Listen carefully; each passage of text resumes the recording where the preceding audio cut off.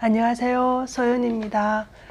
우리가 보통 사람이라면 누구나 생로병사를 겪으면서 인생을 마감한다는 생각을 하고 있잖아요. 근데 그런 상식에서 벗어나는 다른 개념의 생행복사라는 것에 대해서 오늘은 책을 읽어보겠습니다. 스승님, 생신을 진심으로 축하드립니다. 무병장수하십시오. 저희가 정성껏 생신상을 차린다고 차렸는데 너무 조촐해서 부끄럽습니다. 이렇게 말씀을 드렸는데요. 타이틀은 동물적인 인간으로 살면 생로병사하고 사람으로서 바르게 살면 생행복사한다. 자, 다음에 읽어보겠습니다. 이 사람 생일이라고 축하를 하니 이제 답례를 해야겠구만. 그런데 이 사람은 가진 것이 아무것도 없으니 바른 가르침을 답례로 주겠다. 지금 여러분이 이 사람에게 말한 것처럼 어른의 생신이 되면 무병장수하십시오 라고 한다. 이 말은 선물 중에서도 최고의 선물이다.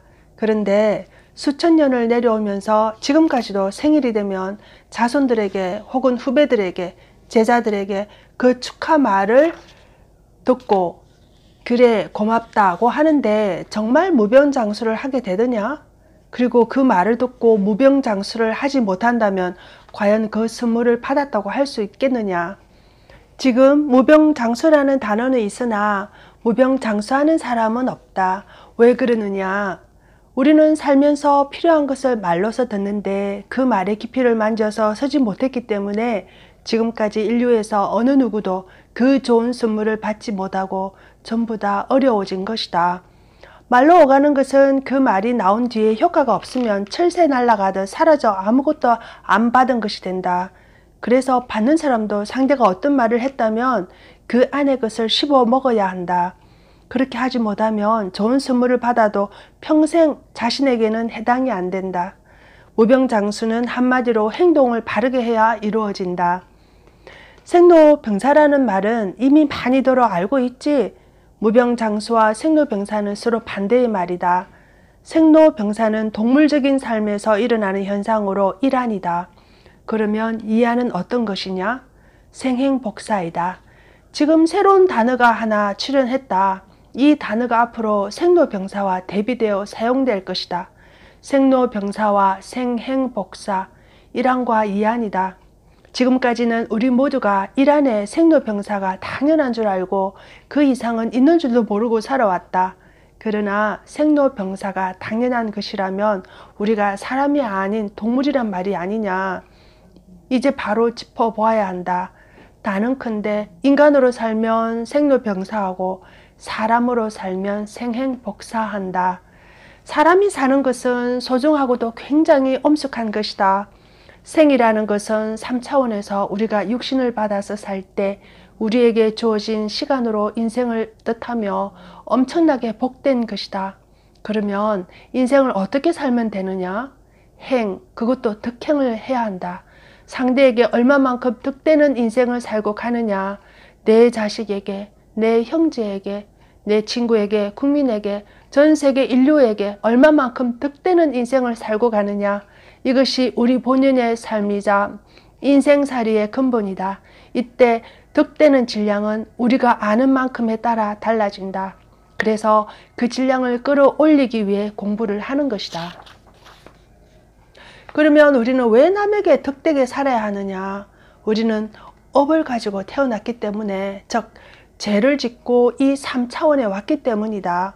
불교에서는 업이라 하고 기독교에서는 죄라고 하는데 서로 똑같은 뜻이다. 업이라고 하는 것은 남에게 잘못한 것을 말한다. 우리가 이 지상 3차원에 육신을 쓰고 온 것도 본래 대자연에서 서로가 상대의 기운에게 잘못하여 탁해진 우리의 기운을 맑게 하기 위해서 온 것이다. 기운을 맑게 하려면 어떻게 해야 하느냐? 모래시계 뒤집듯이 딱 반대로 되어야 한다. 즉 인육을 쓰고 바른 행으로 남을 위해서 살아야 한다. 남에게 덕되게 살지 못하면 내 업은 절대 씻을 수가 없다. 그래서 업이 많은 사람일수록 낮은 질량으로 살면 업이 없어지지 않는다.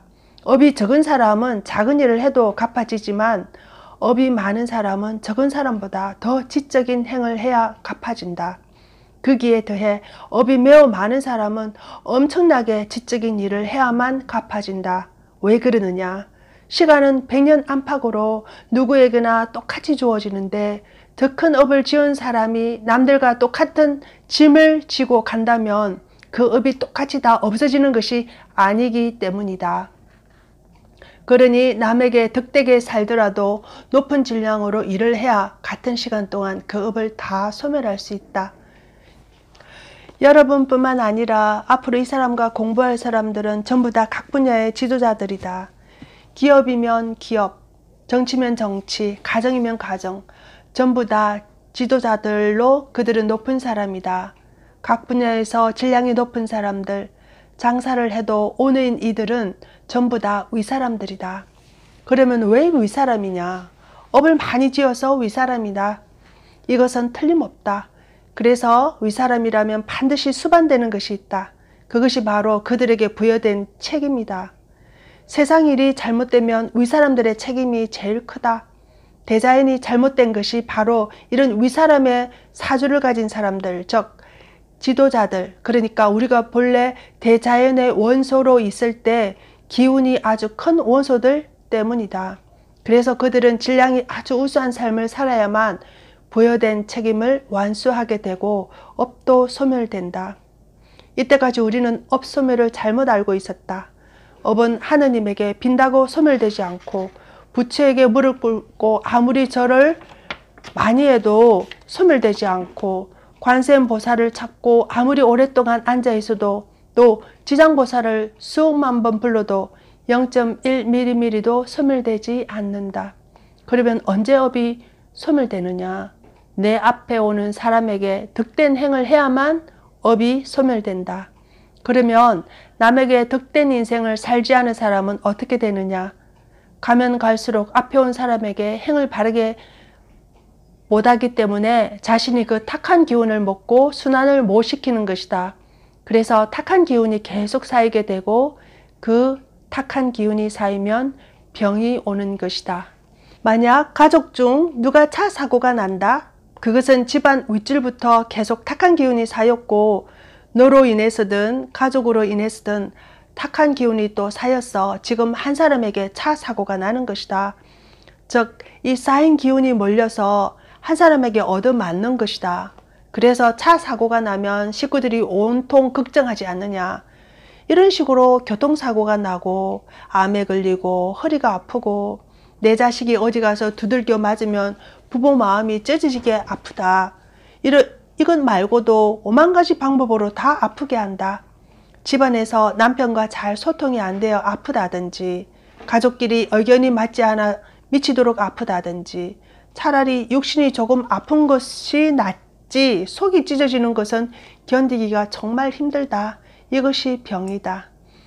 삶을 잘못 살면 늙으면서 병이 오고 또 병이 와서 죽는다. 이것이 생로병사이다. 인간이 죽으면 육신은 썩고 영혼은 4차원으로 간다.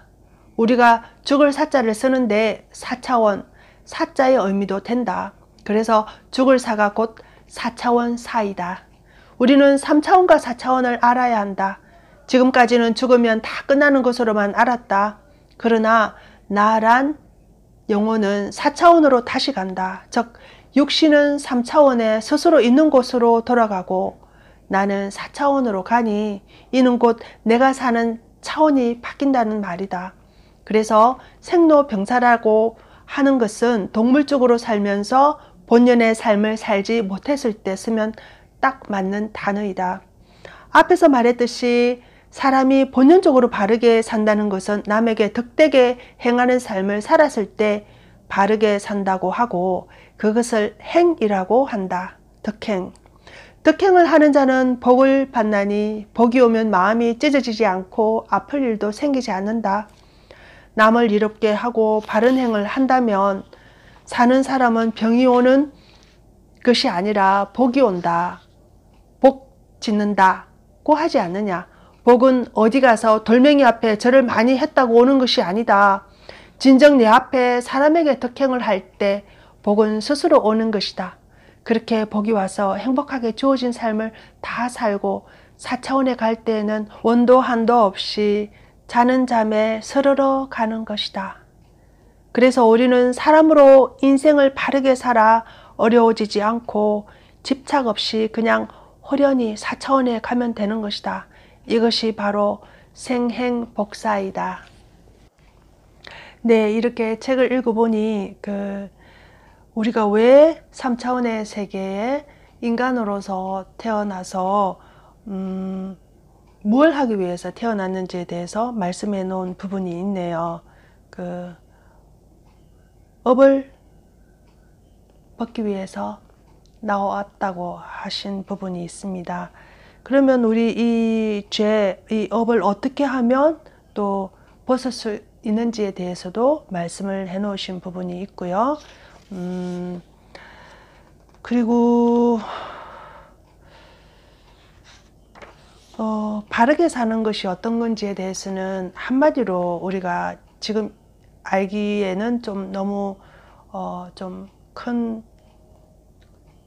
공부인 것 같고요. 앞으로 더 이렇게 공부를 해 가면서 바르게 사는 것이 어떤 것에 대해서도 알아가고 싶습니다. 오늘은 여기까지 하겠습니다. 고맙습니다.